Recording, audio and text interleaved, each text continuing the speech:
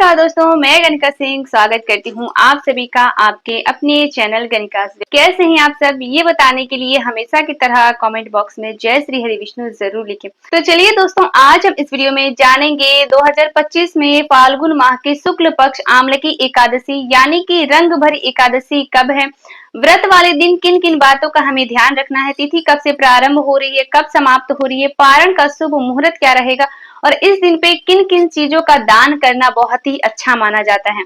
तो वीडियो बहुत ही महत्वपूर्ण होने वाला है, इसीलिए वीडियो को अंत तक जरूर देखें और अगर आपके लिए वीडियो हेल्पफुल होता है एक लाइक जरूर करें और इसके साथ ही मेरे चैनल को सब्सक्राइब करके बेल आइकन को प्रेस कर दें ताकि मेरी आने वाली वीडियो की सभी नई नोटिफिकेशन आप सभी के पास सबसे पहले पहुंचे। तो चलिए हम वीडियो को शुरू करते हैं।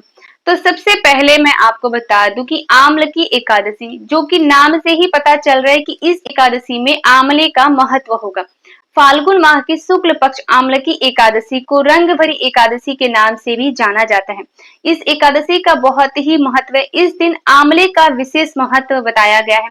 इस दिन आंवले का दान करना, आंवले के वृक्ष की पूजा करना, आंवले के वृक्ष का दान करना, भगवान श्री हरि विष्णु को आंवले का भोग लगाना, आंवले के पानी से स्नान करना, यानी कि जितना भी कार्य इस दिन हम करते हैं अगर हम वो आंवले से बनी चीजों से करें या फिर आंवले का प्रयोग इस दिन ज्यादा करें तो इससे हमारे ऊपर भगवान श्री हरि विष्णु की कृपा जो है वो बनी रहती है सदा सर्वदा, और इसके साथ ही माँ लक्ष्मी भी हमसे हमेशा प्रसन्न रहती हैं। तो इसीलिए आमलकी एकादशी के दिन पे जितना हो सके उतना ज्यादा आप लोग जो है वो आंवले का दान करें, अपने दिनचर्या में आंवले का प्रयोग इस दिन ज्यादा से ज्यादा करें। तो सबसे पहले मैं आपको बता दूं कि किसी भी एकादशी में एकादशी व्रत के नियमों का जो पालन है वो 10वीं तिथि से ही प्रारंभ हो जाते हैं, यानी कि 10वीं तिथि से ही हमें अच्छे से नहा धो के साफ और स्वच्छ हो जाना चाहिए। जितनी भी सुहागिन माताएं बहनें ये व्रत करती हैं 10वीं तिथि के दिन ही अच्छे से अपने बाल वगैरह धो के साफ और स्वच्छ हो जाएं। इसी दिन से हमें लहसुन, प्याज, मसूर की दाल, बैगन, मूली इत्यादि सभी चीजों का त्याग कर देना चाहिए। बहुत सारे घरों में तो 10वीं तिथि के दिन रात्रि में अन्न भी नहीं खाया जाता, यानी कि चावल नहीं खाया जाता है, रोटी खाकर व्रत रखा जाता है, लेकिन बहुत सारे घरों में ऐसा नहीं है। तो ये कुछ अपने घर के नियम भी हैं। तो इसीलिए 10वीं तिथि से ही आप लोग जो है ये सभी कार्य प्रारंभ कर दें और इसके बाद एकादशी के दिन पे हम व्रत रखते हैं। इस दिन भगवान श्री हरि विष्णु की विधिवत पूजा अर्चना करते हैं, माँ लक्ष्मी की पूजा अर्चना करते हैं। इसके बाद द्वादशी तिथि में हम जो है वो पारण करते हैं। तो कुल मिला के एकादशी का व्रत 3 दिवसीय व्रत है, यानी कि 10वीं तिथि से प्रारंभ होके द्वादशी तिथि पर यह समाप्त होता है। और एकादशी व्रत का जितना महत्व है उससे कई ज्यादा महत्व होता है शुभ मुहूर्त में, द्वादशी के दिन शुभ मुहूर्त में व्रत का पारण करना। तो इसीलिए इन सब बातों का हमें ध्यान रखते हुए एकादशी का व्रत धारण करना चाहिए। ठीक है, तो सबसे पहले आप लोगों ने पूछा है कि दीदी क्या पहली बार हम ये व्रत कर सकते हैं। तो देखिए, मैंने बहुत सारे वीडियो में आप लोगों को बताया हुआ है कि एकादशी का व्रत जो है अगर आप लोग पहली बार करना चाहती हैं या जो भी मेरे पुरुष भाई हैं वो करना चाहते हैं तो उनके लिए मैं बता दूं कि एकादशी का व्रत पहली बार जो है वो देव उठनी एकादशी से या निर्जला एकादशी से या उत्पन्ना एकादशी से अगर हम प्रारंभ करते हैं तो ये बहुत ही अच्छा माना जाता है। ठीक है, तो अभी आप लोग फाल्गुन माह से जो है वो व्रत ना उठाए। ठीक है, 2-4 महीने बाद आप लोग जो निर्जला एकादशी आता है यानी कि भीमसेनी एकादशी, उस टाइम से आप लोग जो है वो उठा सकते हैं। तो मैं तो यही बोलूंगी कि आप लोग जो है वो पहली बार व्रत ना करें, अच्छे से भगवान श्री हरि विष्णु की पूजा अर्चना कर सकते हैं, विधिवत पूजा अर्चना करें, इस दिन नियमों का पालन करें, लेकिन व्रत वगैरह जो है आप लोग ना करें। ठीक है, पहले हम जान लेते हैं कि आमलकी एकादशी के दिन पे किन किन बातों का हमें ध्यान रखना है और पूजा अर्चना हमें कैसे करना है।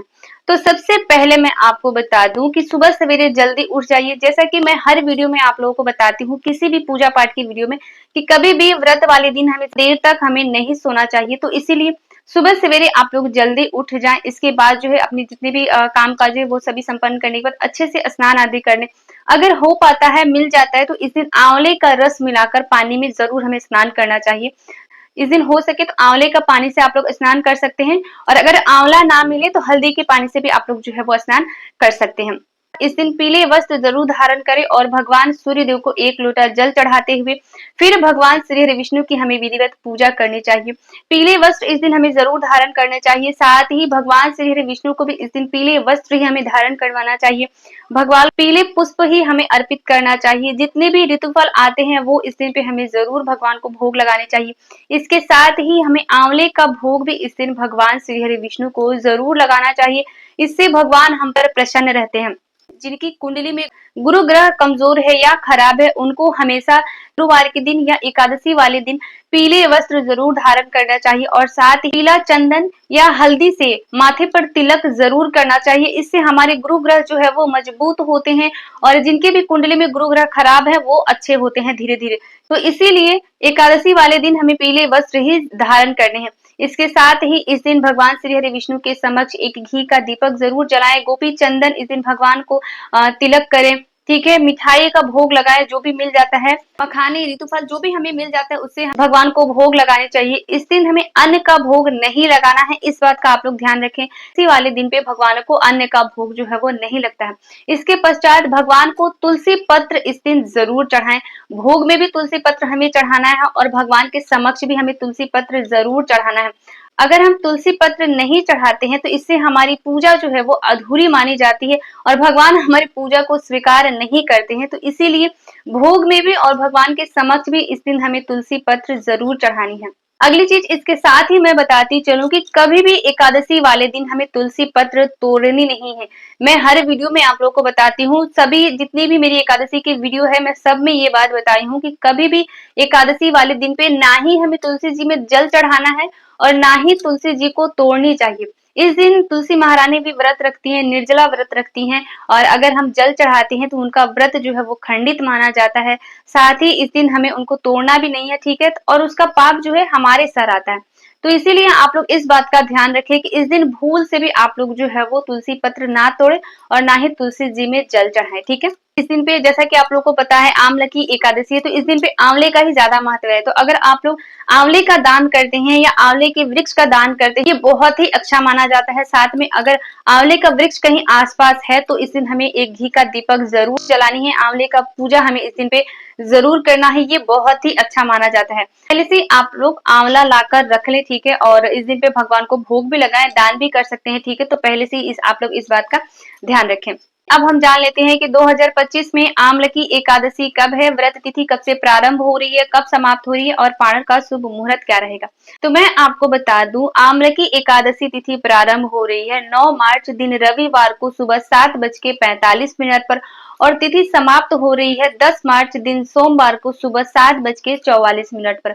उदया तिथि को ध्यान में रखते हुए 10 मार्च दिन सोमवार को आम्ल की एकादशी का व्रत रखा जाएगा। इसी दिन हमें व्रत रखना है, इसी दिन जो है हमें दान भी करना है। और दान में मैं आप लोग को बार बार बता रही हूँ कि अन्न दान एकादशी के दिन पे नहीं किया जाता, तो आप लोग इस चीज का ध्यान रखें। द्वादशी के दिन आप लोग अन्न दान जरूर करें, थोड़ा सा भी हो, पारण से पहले जो है वो अन्न दान आप लोग जरूर करें।